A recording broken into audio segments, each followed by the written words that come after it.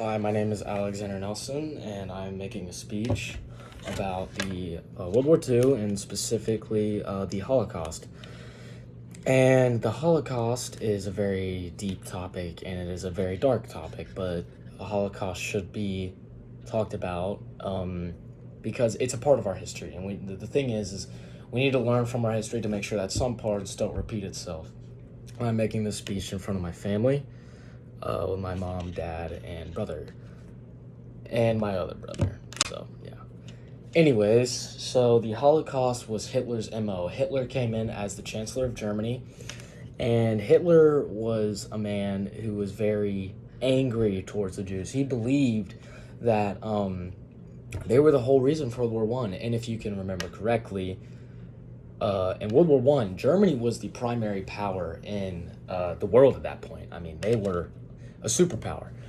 But in World War One, they get made a fool out of because they lose. And Hitler believed that they didn't lose the war. It was the Jews that made the war happen, and we were fighting for the Jews.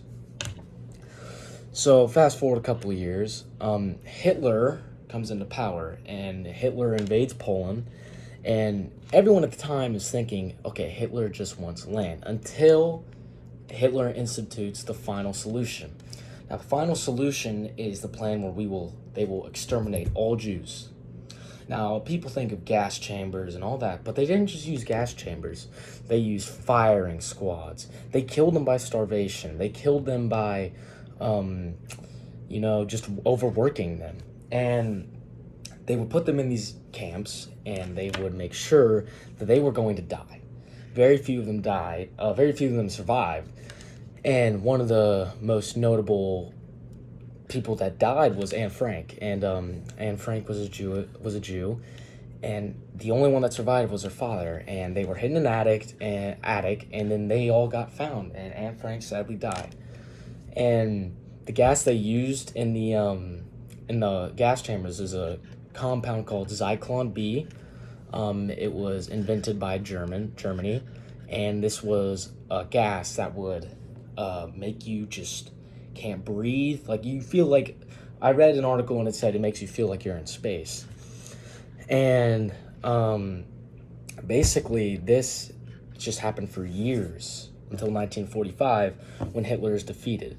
All right.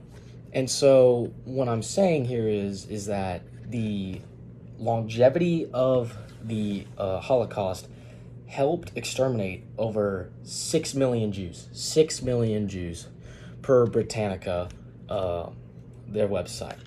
And people always want to compare, like, Stalin to Hitler, who's worse. Well, they're both very bad people, all right? But the thing is we must learn how to combat our historical mistakes and learn to not make them happen again. Because as my history teacher said years ago, history does repeat itself. And the fact that history does repeat itself is a scary thought. And it's also a good thought, because there are moments in history where, society comes together as one and they just take it on, and it's a good thing. But, essentially, you just see all this happen. All the Jews are just getting massacred, and it's just terrible. And what they would do is Hitler wanted to just exterminate all the Jews before he died, because Hitler knew he was going to lose the war. But even after the war was over, there were still internment camps for Jews, and they were still killing Jews. And that's what the whole German proceeding was. That's what they wanted to do. And you may ask, how did the people of Germany allow this massacre to happen? Well, you got to think about it. Germany, right after World War One, I mean, they were hit hard. They couldn't have an air force. They couldn't have. They had to pay $40 billion in money towards countries. I mean, they were